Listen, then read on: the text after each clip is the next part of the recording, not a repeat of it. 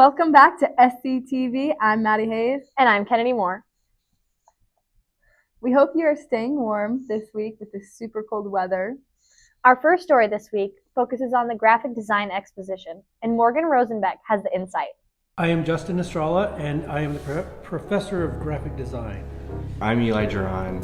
I'm a junior here at Simpson, and I'm the vice president of the graphic design club. My name is Katie Harriman. I'm one of the graphic design club members. People should come and check out this exhibition because you get to see what students are doing in the graphic design program right now and kind of what they are doing on their own. But really most important, it's a really fun exhibition. You have to spend time with it and look at all the cool projects that are going on. But there's different ways to interact. Like there's a word cloud that you can copy the QR code and then add a word to the word cloud. You can write stuff in some of the designs. You can do a parody of a Simpson map. So there's all kinds of ways to interact, and there's a lot of fun things to look at. It's just kind of cool. Art is something definitely I look forward to including in my future.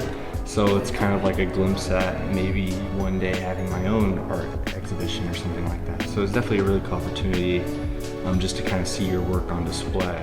So one of my pieces was just called Life at Simpson. So I put together some photos and then I created in Illustrator one of the more iconic spots on campus that I would say. So College Hall with Sigler Tower, that and then the photos in the background.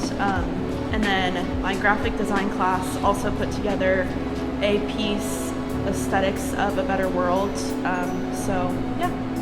You should join the graphic design club because there's really cool people in it. They do fun and interesting projects.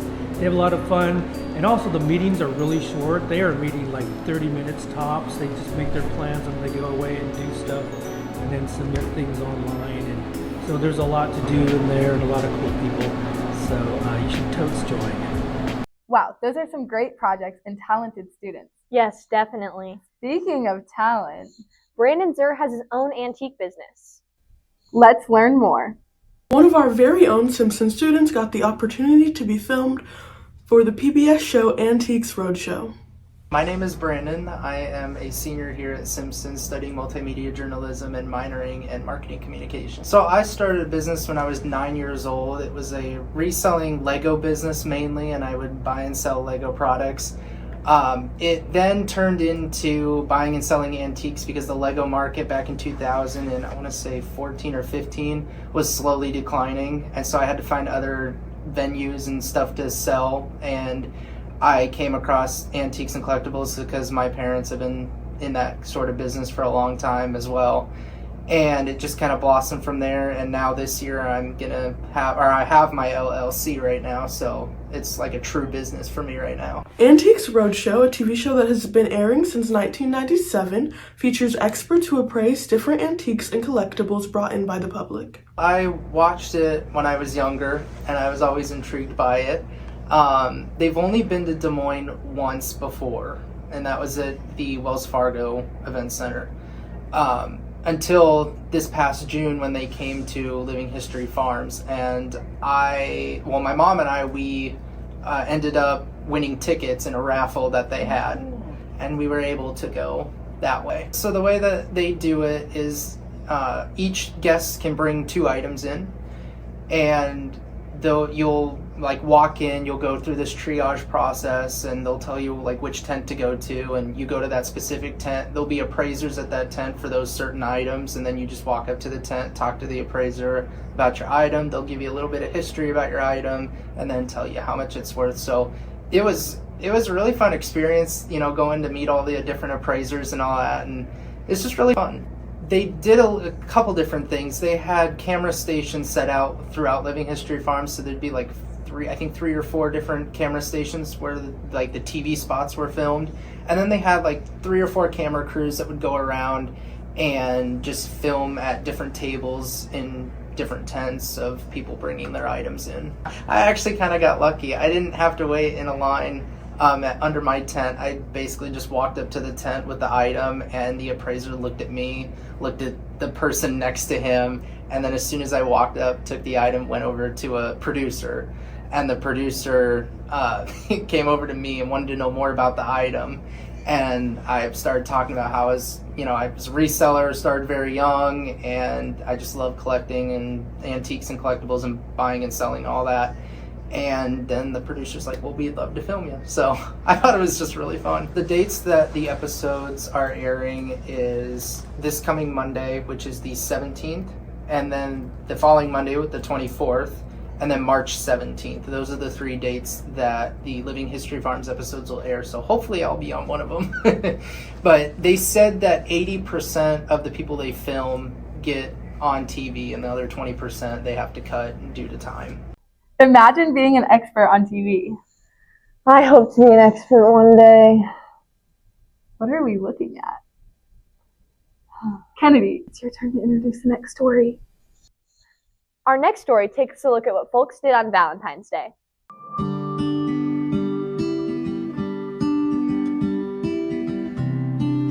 Hi, my name is Brendan Godbout, and this Valentine's Day, I will probably go to Cane's by myself and get me a nice little box combo. Wife and I are gonna go out to eat, maybe get a couple drinks, and then come home and spend the night with our daughter. For Valentine's Day, I have baseball practice. I'm going to Johnny's Italian Steakhouse with my boyfriend. Our plan is to celebrate Valentine's in Des Moines. I'm hanging out with my friends and watching movies. For Valentine's Day, I'm going to a dinner planned by Campus Fellowship. For Valentine's Day, I know there is something planned, but I'm not being told what. I just know what time. For Valentine's Day, I have planned a surprise date for my fiance.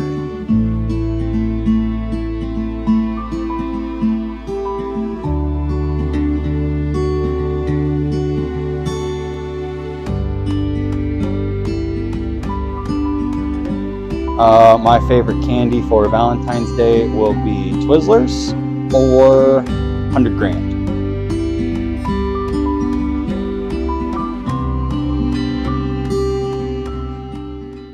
What a joyful season of love. I'm really sad we had to switch out our heart background. Me too, but we still do love you. And the snow is really fitting because it's freezing outside. Absolutely freezing. Our next story is still in the holiday spirit with the Campus Fellowship dinner.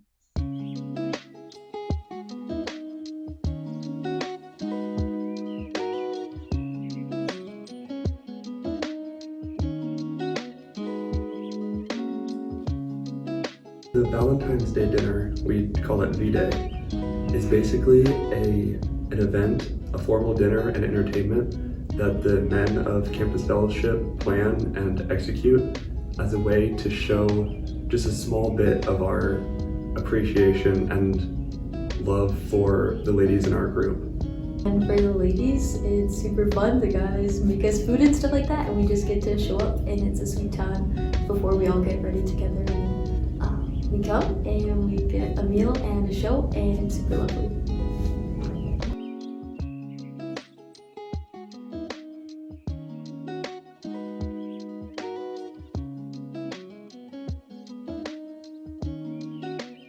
So personally, I would love to see more people get involved in Campus Fellowship.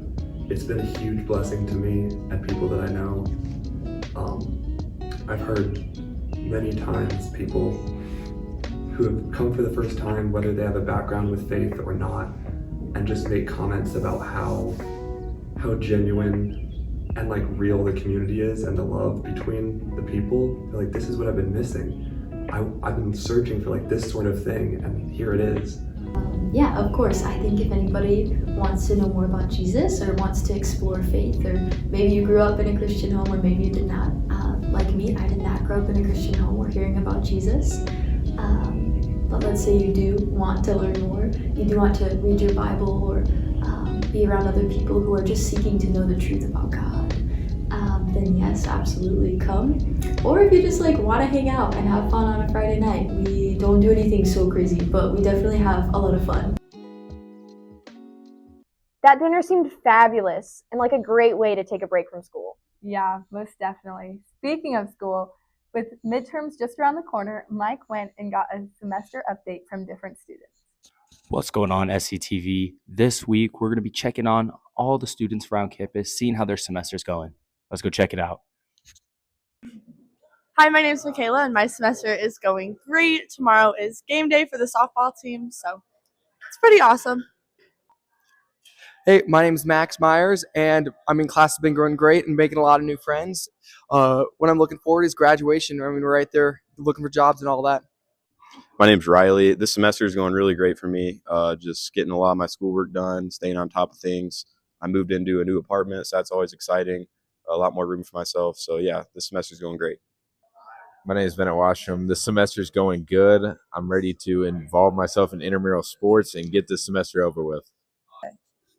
I'm Emma LaFave, and the semester's been going good. I've been busy with softball and Pi-Fi. I'm Mike Anelli. So far, my semester has been pretty good. Doing some weightlifting. Have had some exams. Hopefully, they're going good, but it's going great so far. Sounds like everyone is having a great semester, so let's keep up the hard work. And my seniors, let's not get senioritis. We're on that final stretch. Let's go and graduate. This is Mike with SCTV. It looks like everyone's having a great semester. Now, next section, best section. The Would You Rather. Oh yeah. So Kennedy, the Would You Rather that chat did help me create. Okay. Is would you rather shovel snow for a month or have no heat for a week? I think I would shovel snow for a month because I want heat inside my house. What about you? I feel like I'm never even home anyways. And Okay, that's a good like point. My bedroom does not have heat anyways. We got a little space heater going on. That's true. I didn't even think. Well, too late. Stuck with my answer. So I'm shoveling for a month, I guess. And I will be wearing my coat indoors all the time for a week. Now on to sports.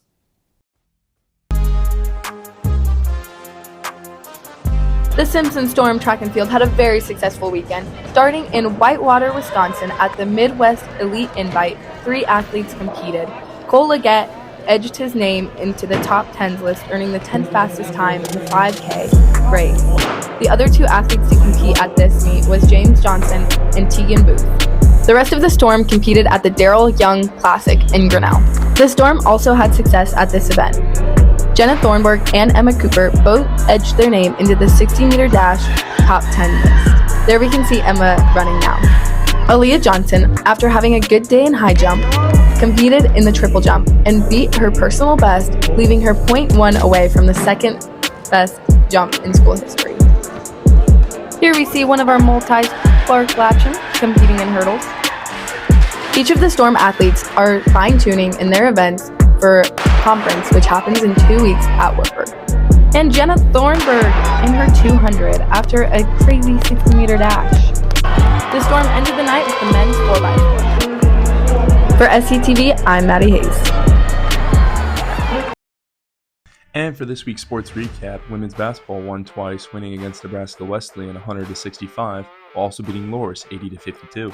Men's basketball lost to Nebraska Wesleyan 82-54, while also losing to Loras 86-56. Men's gymnastics took third place, scoring 285 points. Women's gymnastics scored 184 points at Wisconsin Stout. Track and field competed at Grinnell. Men's wrestling competed at the Last Chance Invite. They also competed at Central, losing 0-47. Cheer and dance competed at the ARC Cheer and Dance Championship. Softball took 2 wins, going 4-1 versus Mount Mercy and 10-2 against Monmouth. Thank you for joining us for our sports recap by SCTV. I'm Johny Amina. Well, folks, that's all we have. Thank you so much for joining us on this week's episode. Everybody stay bundled up. See you next time.